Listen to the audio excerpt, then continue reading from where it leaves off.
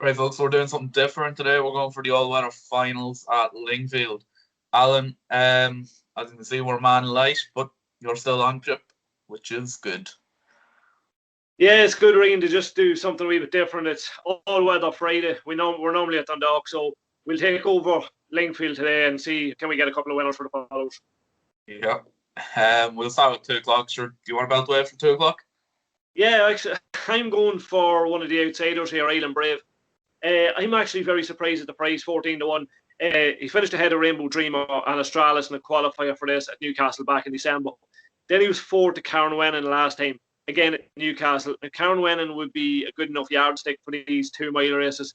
He's the only course winner in the field. He was fifth in the Northumberland Plate back in 2018 over a mark of 100. Look, I think he'll be competitive here. It's only 2 places, but he's 14-1. I think it's a massive price. Yeah. I have went for one there that you mentioned that he beat.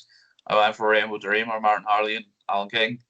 9-4, I know it's short, but he won a qualifier at Kempton in February, and in January he was second behind Mildenberger, Mark Johnson's horse, and that's a quality horse. Yeah, I just think he goes very, very close here. I know he's favourite, but yeah, I know Ampy has Holly Doyle and John Gosden. I think that's a very good price at 11-2, though. He beat Vibrance at Kempton last time out. So it's a toss up between them two, but I'd be siding for Rainbow Dreamer myself. We move on to the second race then. I have again gone for John Gosden and Martin Harley. In the Angel, 10-11, very short. But Drogsdale won a listed qualifier here actually last time out, and was running group races over the summer. I think class prevails, and I think in the Angel come out on top. Yeah, Ryan, I agree totally. She won that listed race over a mile. She's dropping back to 7. She looks like she's going to get a strong pace. Fizzy Feet likes to go forward, and I just think she has too much class. Like I've seen, as you said, 10-11, 4-5, 5-6 in places. If she goes anywhere near evens, I'll be all over. Yeah, 100%.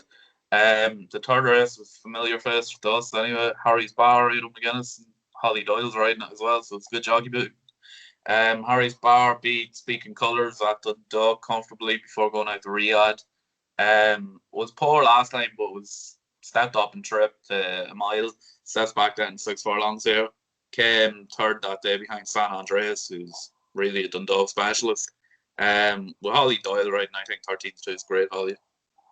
Yeah, I agree. Look, we're probably letting our heart rule ahead because we're following Dundalk that much. Harry's Bar's drawn wide. Look, if there's anybody going to win on it from a wide draw, it's going to be Holly Doyle. And I think it's a case of maybe just dropping it in, riding it for a bit of luck, and hoping that she can come through traffic late and fast. As you said, didn't really go well. Riyadh came back, had the run in Dundalk, was very impressive, beating Speaking Colours. I think it's probably set up lovely for this. I'm surprised it's a drift now this morning. I wrote down 5s last night, seeing 13-2, heading towards 7s in places. Again, each way, I'd be all over that. Yeah, 100%. In the 345, I've gone for a bit of big price there now. Bravado at 25-1. Franny Norton, Mark Johnson. Look, Bravado's ever consistent. Was poor, I suppose, last twice, but ran once at Lingfield before and did win. I think, look, it's an each way shout for me. I know they're small fields today, but I think Bravado's a cracking price, 25-1. Yeah, well, I'm going probably midway in the market. I'm going for Zamani. Dropped £2 from his last run when finishing behind Snash at Newcastle.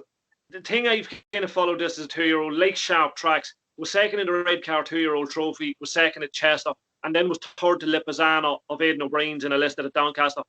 I seen a wee nibble for it there this morning, 10s, 9s, 8s. Nice draw in stall 4, hoping to maybe track the pace and pounce late. Again, each way shaded in around 8-1. Yeah. In the next race, 4:15, I have gone for Byford, Ivan Furtado, and Jason Hart. Again, another consistent horse who's been bang on form all year. Steps back down to 1 mile 2 after finishing second at 1 mile 4 last time out. 33-1 just looks huge here. For me, Bangkok is the lay of the day. Yeah, well, look, we're a man short, so I had to go for Forest of Dean.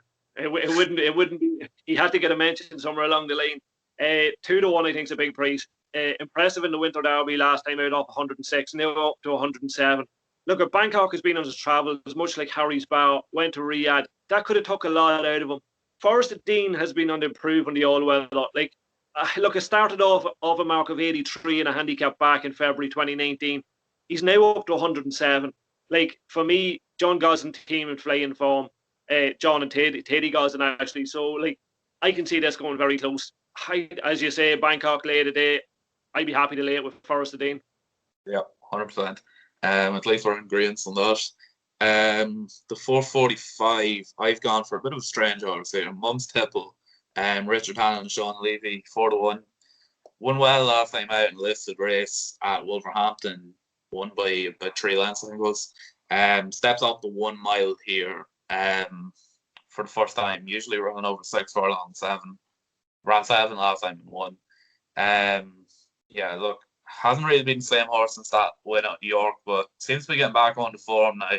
And hopefully the step up to a mile will give it the kick up the arse it needs. Yeah, well, I'm looking for a bit of a Holly Doyle double here with a French horse, Silver Quartz. I actually kept a close eye on this when I was trained by Archie Watson. It was very impressive last time with Sean T beating Telemac. Now, Telemac would be a good enough yardstick again. This horse is trained by Francis Henry Graffard. It looks a solid each way chance here at in around 12s. French trainers have a very, very good record at this meeting. A couple of years ago, I remember watching, I think they landed 2 or 3 on the day. Again, just keep an eye out on this for a wee bit of money later on in the day. But again, Holly Doyle's a very noteworthy jockey book. Yeah, 100%. There's one in there actually that caught my eye, Documented. He loves Lingfield, and at 20-1, I think he could be a good each way shot here. We'll move on to the last race. I think that's the toughest race of the day for me anyway. I have went for This Is Us. Luke Catton claims £5, draws stall 1, steps back down 7 furlongs. Look, I'm hopeful for a good run at 16-1. I suppose it's not a reach way shot for me, but yeah, hopefully can do the business. Yeah, well, that's funny because we didn't know what we were putting up. Well, you didn't see my selections, and I'm on This Is Us as well, with Luke Catton claiming 5 and the draw and stall 1. Look, again, if you go back through this horse's handicap marks, he won at this meeting in 2019 off a mark of 113. If you take Luke Catton's claim, he's down to 98. He loves probably Lingfield. Like, I just think he was third off 104 on this penultimate run. Like, Richard Hannon's team are in flying form. They've started off well this season. I think he's a massive price. Look, you'll probably get 4 places if you shop around, but 16-1, yeah, I'm happy to play each way. Yeah, 100%. That's the second one we agreed on in this. Good price too. And we might as well do it. Nap next best each way. I'll nap up Forrest Dean. I think I'll take on Bangkok all day long. My next best will be next best Harry's Bow. I just think Holly Doyle might get the wee bit of luck and running that she needs and come home late and fast. And each way, look, Green, each way is probably This Is Us in the last. If you can shop around and get 4 or 5 places in that handicap, I don't think it'll be out of the frame with Luke Catton on board. Yeah, I'm agreeing with you on the next best and each way. I think Harry's Bar next best and This Is Us each way is cracking. My nap though would be Indie Angel in the 235 with Martin Harley and John Gosden on board running in the Cheveley Park colours. Well, I hope John Gosden's not on board, but it'll be Martin Harley on board, trained by John Gosden. Yeah. Did I say that backwards? Yeah. Jeez, one like say John Gosden on his age. Right, that's it from us. We will be back for something else, I suppose, in the coming days. Fairy House possibly. Yeah. Yeah. Hopefully Fairy House, and then leading on to probably Aintree next week. Yeah. Yep. Be sure to click the subscribe button, and if you want more content, click that like button.